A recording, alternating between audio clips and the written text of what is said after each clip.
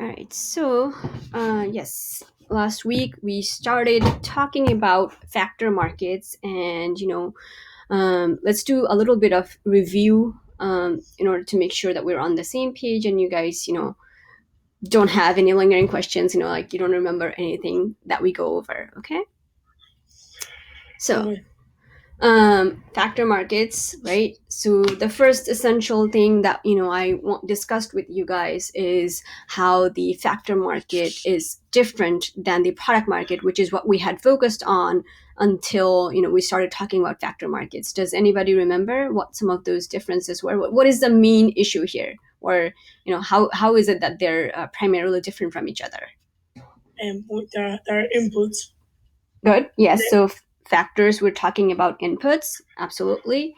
um, you know but also in terms of like the buyers and sellers, who are the The buyers and households are the sellers, and the buyers are the firms. good. So households sell factors or resources, right? And farms are the buyers of these resources or factors or inputs. And of course, there it's very different than the product market, in the sense that these roles are just reversed. When we were talking about product markets, it was the households buying products from the farms, and the farms who are selling these products. And now it's just households own resources, they sell these resources or factors to the farms. And what are some of these factors of production that we talked about? And there are mostly We the had factor. There are labor, mhm. land, capital, and I don't know if um, what's it called, entrepreneurship counts. I don't Yes, know. right. So yes, the Okay. four factors of production that we talked about, right? The that we talk about in economics are these four, right? You're exactly right. Labor, land, capital, entrepreneurship. I just made a distinction about entrepreneurship in the sense that it's kind of hard to uh, quantify entrepreneurship, and in the same way that we can do with labor, land, and capital and make analyses for these three factors, it's hard to do with entrepreneurship. So we don't really focus on that so much.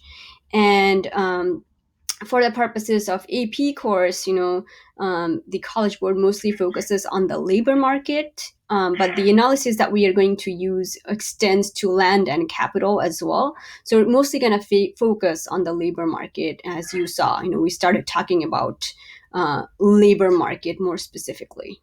Which was competitive factor market. We Yes, talked about. right. So, and then we said that we started talking with focusing on the perfectly competitive labor market. So, and I tried to we went over this slide, which is a circular flow model, just to show you how product markets and factor markets are really sort of interrelated with each other, and in terms of how goods and services and also inputs and outputs flow through the economy.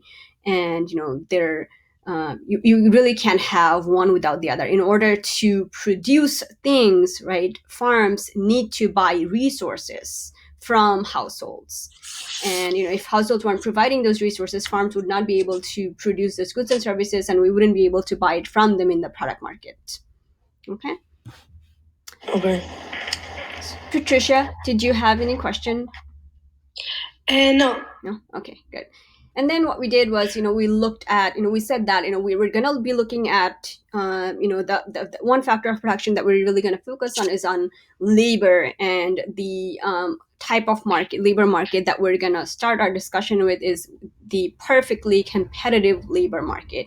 And then, we looked through some assumptions. And as usual in economics, we have to make a lot of assumptions to begin with, simplifying assumptions, so that not to make our model too complicated. And then these are some of the assumptions that we started our discussion with, right? We said that if the labor market is perfectly competitive, there are many small farms, okay, that are basically competing with each other to hire that many workers, right? There are many farms, and there are as many workers who have identical skills and abilities. So right here you can sort of see that this is very similar to the perfectly competitive product market that we discussed when we started discussing types of markets in earlier. In the product market, right, there are many small farms that were selling perfectly identical products, right? So here we have farms that are hiring workers who have identical skills and abilities, and no one farm is large enough to manipulate the market. So each farm is relatively very small compared to the entire market, so they don't really have any way to influence the market. So that's why we say that the individual farms in this perfectly competitive labor market are wage takers. Okay, the reason, if you think back to perfectly competitive product market, we said that individual farms are price takers, right? So the way you should relate that to that concept is that wage is what? It is the payment for labor, or the price that farms have to pay to workers in order to be able to hire them, right? So wage is essentially the price for labor. So in one way or another, this is also, individual farms are also price takers here. Here the price is just price of labor, which is wage. Okay, so individual farms can hire as many workers as they want at the wage rate set by the industry. So there is, just like we saw with perfectly competitive product market, there was supply and demand, and there was a price that was being set by the market. Okay, and individual farms had to accept that price as given, and they sort of just accepted that price, and they could sell as many products as they want at this price, but they wouldn't be able to raise the price, and they had no incentive to lower the price because they could sell as much as they want at this market price. So this same analysis extends in the perfectly competitive labor market. So farms can hire as many workers as they want at the wage rate that has been set by the industry, and they wouldn't have to raise wages in order to attract workers. Okay, so this is just a side-by-side comparison of the perfectly competitive product market and the perfectly competitive labor market that we saw.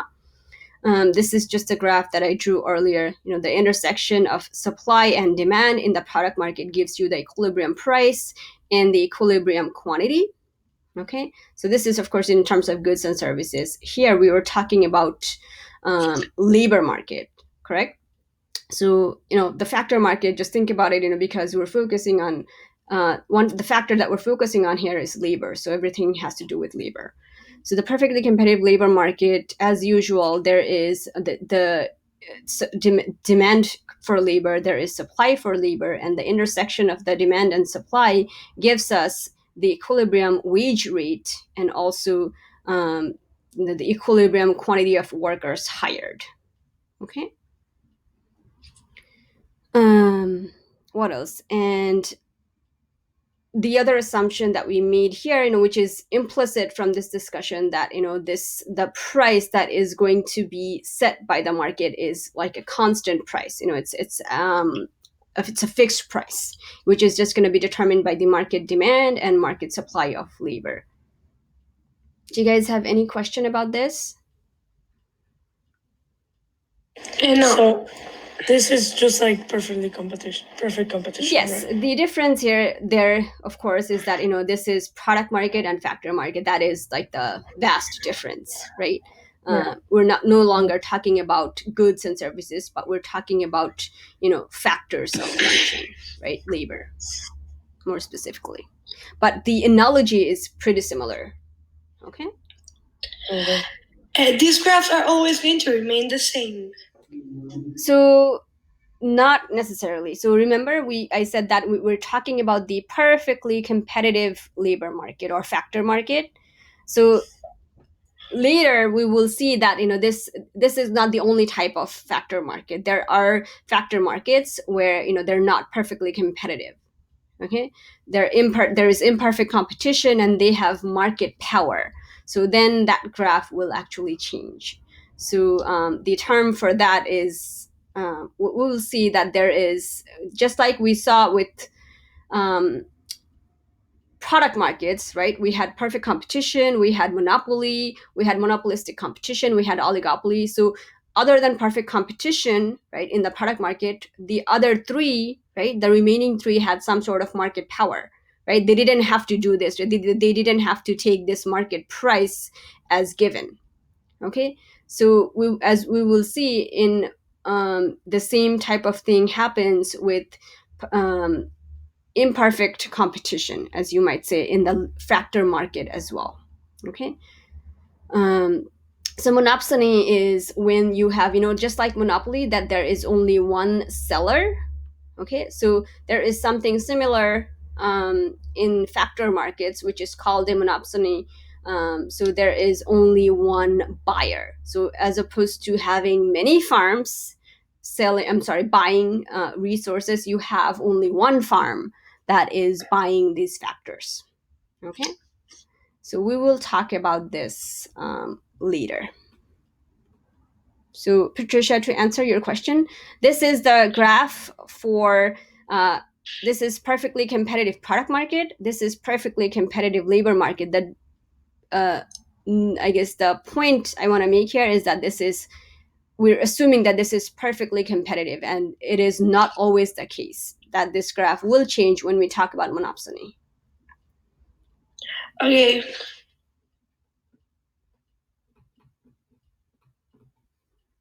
And monopsony is the equivalent of monopoly, right? Yes, you could think about it that way. And monopoly is more. I guess like we see that a lot more in. It's not very hard to find. Like not a pure monopoly is hard to find, but we see instances of monopolistic or monopoly power. With natural monopoly, we see that with local utility companies. So this is, I guess, not as common, but the idea here is also the same. That like if there is one if you live in a coal producing town, right, where there's a coal mine and there's only one mine that employs a lot of people in that like local town or city, like you could think of them as like a monopsony, because they're the only ones employing people. Okay. So then we looked into demand for labor, and we said that demand for labor, basically what it is what are the different quantities of workers that businesses or farms are willing and able to hire at different wage rates.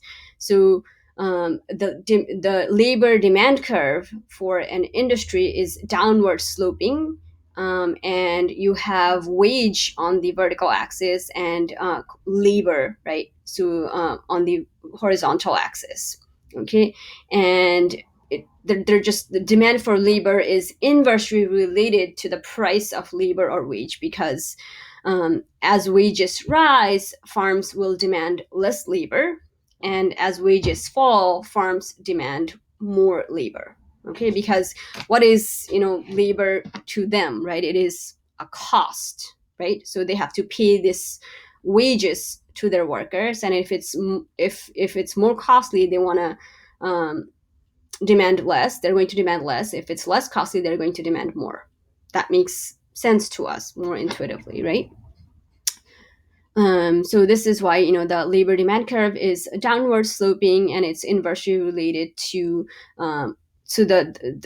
it's inversely related to wage. Okay. And then we talked about something called the marginal revenue product of labor, which is essentially, if farms are deciding, right, the whole point is here is that farms want to maximize their profit. Every farm is profit maximizing, and they want to find, like, how many workers should I hire, so that I know I could do that and I could maximize my profits. And of course, finding how much value, if I hire one more worker, how much value that worker brings to my farm, that is what essentially what I want to know. Okay, if I am, deciding how many workers to hire, okay, I want to know how much additional value they're going to create for me. And here, we looked at, you can sort of think of this as, synonymous to like this idea of marginal benefit, right? So when we talked about demand, we talked about this idea of marginal benefit, how much additional benefit, or marginal utility. When we talked about consumption, right, we looked at, if I have, or if I consume one more of something, how much more happiness do I get, right? So for the farm, right, they're not hiring people for the sake of, doing something good for society, or they're not doing it for the, because it makes them happy to do so, right? For farms, they care about profit, right? And remember, profit is total revenue minus total cost. So this is, right now we're talking about one, I guess, part of the equation. Okay, so it is, they care right now, they're thinking of, how much benefit this additional worker is going to bring me. So right now we're looking at, how um, this portion of the profit equation, like we can manipulate that. Okay, so which is the revenue part. Okay, so the marginal revenue product of labor is something, right? It's it's basically what it is the change in total revenue that happens from change in labor. Okay, so it's this, the change in total revenue, from change in labor. So you can basically think of it as how much additional revenue does an additional worker bring to the farm. Okay, so if I am going to hire the next person, how much more revenue are they going to add to my business? Okay, and the way we looked at it, or we manipulated this equation to give us something that looked like this, right? So which is, the MRPL is just the product of the marginal revenue times the marginal product of labor. Okay, do you guys remember what the marginal product was? The additional units of output produced when a new when a new worker is added. Good, very good, Jaime. So yes, this is exactly what this is showing us. So this is marginal product, which is, the change in quantity, or the change in total output, right? So how much does my total output change when I hire an additional worker? Okay, so this is essentially what the marginal revenue product of labor boils down to, which is, marginal revenue product of labor is equal to marginal revenue times the marginal product of labor. Okay, and then when we looked at this table right here, we looked at, we started talking about a bakery, and they can produce loaves of bread, and they can hire anywhere from 0 to 6 workers, and this is their total product, right? That, for the first worker, the total product that they can create is 6. Second, I'm sorry, 2 workers together can produce 11 loaves of bread. 3 workers, can produce 15. And then what we did was, we found the marginal product, right? So, how much each additional worker was adding to the total output. So we found that. And then one thing we made an assumption here about as well is that, we assume that, on top of being in a perfectly competitive labor market, we're also operating in a perfectly competitive product market, right? Which is why, we know that in perfect competition, demand is equal to marginal revenue, which is equal to price. So this then told us that marginal revenue here is going to be equal to price, and we could just, rewrite this equation. The marginal revenue product of labor is equal to MR times marginal product of labor, or price times MPL. So this is what we did right here. Okay, and we got this by multiplying. So this is column 1, 2, 3, and 4. and this is 5. So we got all these numbers in column 5 by multiplying these two columns, 3 and 4, right? 6 times 2, 12, 5 times 2 is 10, and 4 times 2 and 2 is 8.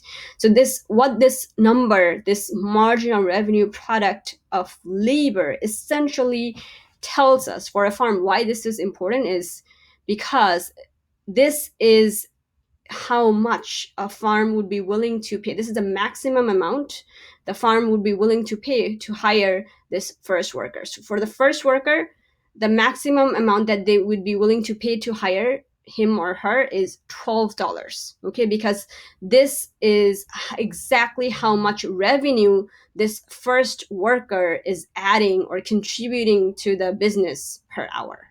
Okay, so because he adds $12 of revenue per hour to this business, we're only going to pay him up to 12 and nothing more. Would be happy to pay him less, but the maximum would be willing to pay him is $12. And the same for the second worker, it's 10. For the third worker, it's 8. The fourth worker is 6. So what this marginal revenue product is really doing for us is, it allows us to relate the wage and quantity of labor, right, hired. It allows us to make a relation between these two things. Okay, so we see that it is essentially the same thing as demand for labor, because what is demand for labor? It's basically how many workers businesses are willing and able to hire at different wage rates. So in this way, this sort of this finding out this marginal revenue product of labor, it allowed us to look at it from a farm's revenue point of view, in terms of like how much they value each additional worker. And this valuation really comes from understanding how much they're going to add in terms of revenue to the business per hour. Okay, and that is exactly how much I'm going to be willing to pay you. Okay, do you guys have any question about this?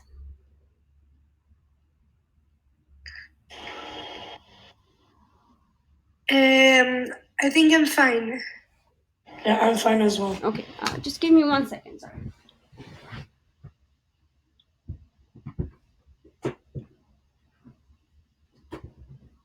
Okay, great. So now let's talk about the supply side. Okay, so we looked at demand, and we looked at it pretty extensively. So now let's talk about the supply of labor. So what is supply of labor essentially? Supply is, it relates. Supply of labor is the number of workers that are willing and able to work at different wage rates. Okay, because remember, if we're talking about the factor market, the ones that are doing the supply right now is workers, right? So if demand is willingness to pay, right, by farms, supply would be willingness to accept by workers. Okay, so supply, it's basically willingness to accept, and it's basically how many workers are going to be willing and able to work at different wage rates. And what we see here is that the labor supply curve for an industry or the market is an upward sloping curve, okay, which comes from the law of supply essentially. So as wages rise, okay, so at W1, right, the L1 numbers of worker are willing and able to work at this wage rate of W1. At the wage rate of W2, we see that more workers are willing and able to hire. It's at L2, which makes sense because higher wages gives worker more reason to leave other professions, or if they were at home, just doing leisurely activities, it gives them more of an incentive to drop that and work more. Okay, if somehow, for some reason, bakers were making higher wages than people in other industries, you could, technically, you would assume that people would be willing to leave other professions, and they'd be willing to switch over and be bakers, right? We would see an increase in the number of bakers because the wage rate is high, and the law of supply basically tells us that there we would see an increase in number of bakers being supplied. Okay. And the same way, if wages were to fall, if we were to go from W2 to W1, we see that the number of workers would go down as well, right? Willing and able to work go from L2 to L1. Okay, so that's pretty basic. And now, so it's like price and quantity, yes, suppliers are willing to supply more at a higher price. Yes, exactly. So it's the law of supply, right? Extends to this analysis as well, right? So if you so in this case, of course, it's not the farms, right, that are doing the supply. It's the households or the workers, right? For labor, it's workers that are providing their labor. So more workers would be willing to work at a higher wage rates, and less workers would be willing to work at a lower wage rate. So now what we see here is that, so we talked about the labor, the supply of labor curve, the supply curve for labor in a market, right, which is upward sloping. But for individual farms in perfectly competitive labor markets, the supply looks different. And where this comes from is that idea that we established earlier. Okay, so assume that there is a graph over here that looks like this. Okay, so this is this supply, this is demand, and there is a W star over here. So this is labor, this is L star. So remember, we said that farms, individual farms in a perfectly competitive labor markets are wage takers, right? So they just have to accept this market wage that has been determined by the interaction of supply and demand as given. So they don't really have any way to influence that market wage. Okay, they just have to accept it as given, and they can hire as many workers as they want at this market wage rate. Okay, would they increase? So would they be able to willing to offer a higher wage rate? No, because there is no need to, since there is an infinite amount of workers at this wage. Perfect. Yes. And what about if they were to lower the wage rate?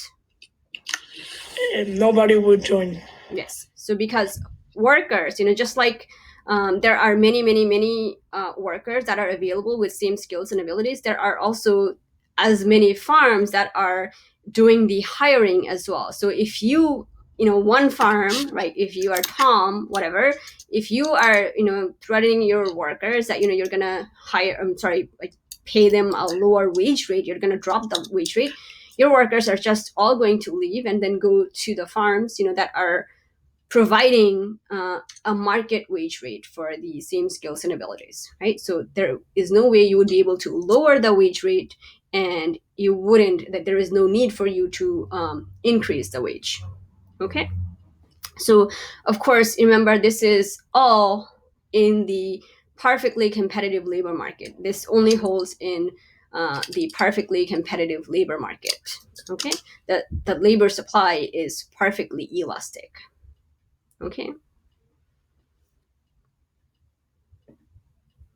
Understood.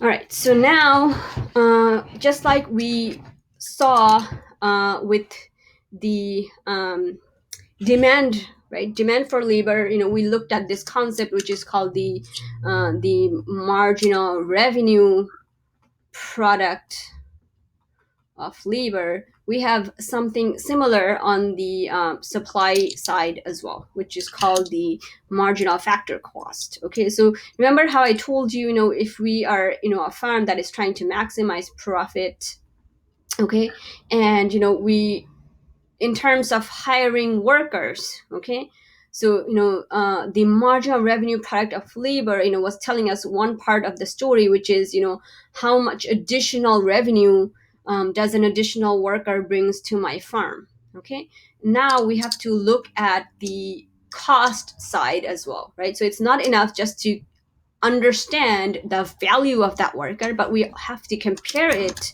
with the cost of that worker. So this is how marginal analysis works in economics. You have to compare marginal benefit with marginal cost. So in this case, the marginal benefit was synonymous to this marginal revenue product of labor, which is how much additional revenue each worker I hire brings to the farm or my business. And the marginal cost would be synonymous to this marginal factor cost. So I'm saying that it's synonymous, but I don't want you to think that they're the same concept, okay? Because this is the reason that we have this word factor inside it, right? So it's not saying marginal cost, okay? It says marginal factor cost because, of course, this has to do with inputs. It's not the product market. Product market is when we looked at marginal revenue and marginal cost. The factor market, when we talk about factor market, we're looking at marginal revenue product of labor and marginal factor cost. Okay. So what is this marginal factor cost? It is essentially a measure of what the next unit of an input costs to the farm. Okay. And if we go more specific and look at the marginal factor cost of labor, okay, so it's the change in total cost divided by the change in labor. Okay. So let's take a look at this more specifically with the graph and the table, okay? So let's say if we are talking about that bakery still, okay? We have, we said that they would be able to hire anywhere from 0 to 7 workers. And because, we're still talking about a perfectly competitive labor market, we know that the wage rate is constant, right? It's fixed. So no matter how many workers you are going to hire, if you hire 1, 2, 3, 4, and 5, you're going to pay each one of them this fixed rate of $6, which has been determined by the market. Okay. So then what is the total factor cost? There is only one factor that we're talking about here, right? Which is labor, right? So the total cost, right? Or the total factor cost in this case would just be, if you haven't hired anybody, it's just 0 times 6, which is 0. If you hired the first person, the factor cost becomes 1 times 6, which is 6, and then on for the second, third, fourth, fifth, and sixth and seventh worker that you hire. So that we see that the total factor cost is increasing. Okay. As you hire more and more labor. But as we see here, of course, the important point to remember here is that the wage rate doesn't change. It doesn't have to change. As long as, if you more and more workers you hire, you can get away with paying every single one of them the same wage rate. So how do we find the marginal factor cost? How did I do this? You see the total factor cost, and you multiply it by the wage rate, and it gets you. You just see if the wage rate is constant, then that is the marginal factor cost. Yeah, so that is a takeaway from here. But the way you would calculate this is the same way that we did any sort of finding marginal of anything from total, right? So for the first worker, the marginal factor cost for the first worker is 6 because I just did so if I were to do it for the first worker, I do what? So the change would be the total factor cost from the first worker minus the total factor cost for the, if we had no workers, and then, change in labor is 1 minus 0. So I just went like this, right? Which gives me 6. And you would just do the same sort of calculation for every single worker, okay? So for the second worker, you would do the same thing. It would just be 12 minus 6 divided by 1, which is 6. So what we see here is that because this wage rate was constant, okay, this marginal factor cost is the same as the wage rate in perfectly competitive labor market. Okay, so it's only going to apply to this perfectly competitive labor market, because let's say if you were any other type of market, this number would not be the same. Okay, and for if you went from 1 to 2 to 3 to 4 and 5, these wage rates would have to change as well. So once you make changes to these wage rates, the total factor cost would be different as well, and the marginal factor would be different as well. Okay, the only reason the marginal factor cost is equal to the wage rate here of $6 is because we are assuming that we're in a perfectly competitive labor market where the wage rate is constant. Okay, so this is what we see here: the supply of labor, which is equal to the marginal factor cost of labor. Okay, is this, because and this works out that way because remember, the supply of labor is a perfectly elastic line, right? It's a perfectly horizontal line, which is equal to the wage rate. And because the wage is equal to the marginal factor cost of labor, we see that these two things are the same. Just like with demand for labor, we saw that the marginal revenue product of labor was equal to the demand for labor. Here we see that the supply of labor is equal to the marginal factor cost of labor. Okay. Any question here? Because it is perfectly competitive. Yes, the all encompassing answer here is that we're assuming that we're in a perfectly competitive labor market. Okay. Okay. Okay. So all of this, right? Why are we doing this? Right. The reason we're doing this, is because we want to get an answer to this question: is how many workers should a farm hire? Okay.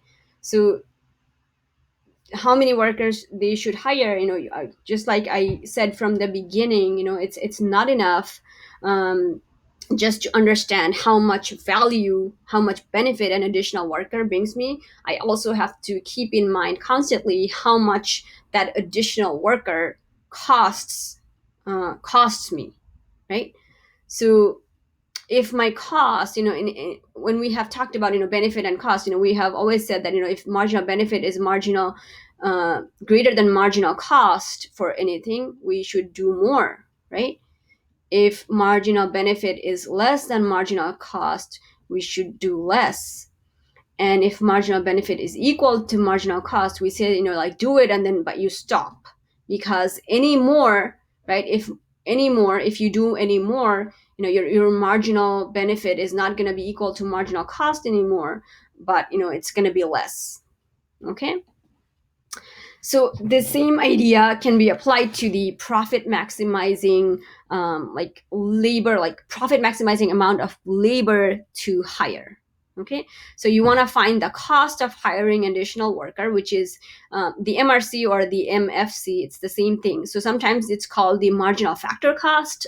Sometimes in some books it's also called the marginal resource cost. Factors and resources are used interchangeably.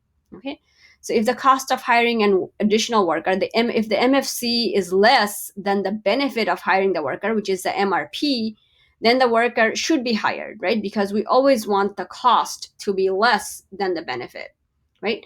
If the cost is greater than the benefit, then the worker should not be hired, right? So if we were to relate it this way, if the marginal factor cost, right, of hiring somebody is greater than the marginal revenue product, should I hire this person or no? The next person. What? If the marginal factor cost is less than the marginal revenue product, then you should not hire him. Yeah, so if the factor, so this is cost, right? So this is cost, this is benefit. If my cost of hiring the next person is greater than my benefit, I should not hire this person, right? I should hire less. Yes, exactly.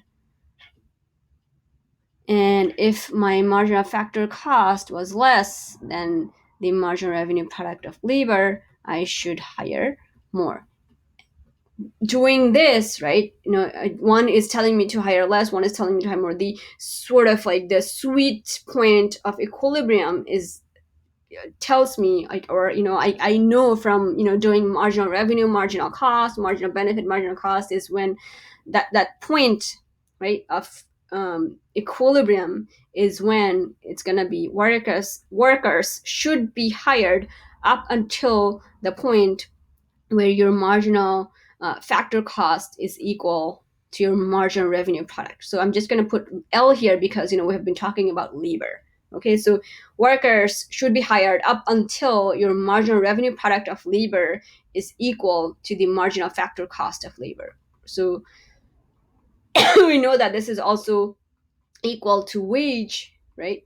Wage rate. So in perfectly competitive labor markets, it means that individual farms should hire workers until the marginal revenue product of the last worker is equal to the market wage rate. Okay, so we got, this is the profit maximizing rule for optimal amount of workers to hire.